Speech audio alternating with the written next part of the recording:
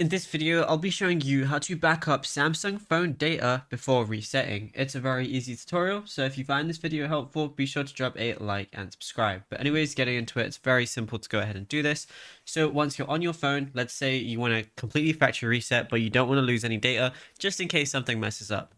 What you want to do is go over to your settings application, go ahead and scroll down, and you're going to go to general management. Once you're in general management, scroll down again. You're going to see reset as one of the options. So just go ahead and click on that.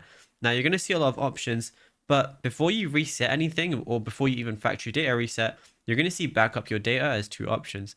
You're going to see temporary cloud backup or external storage backup.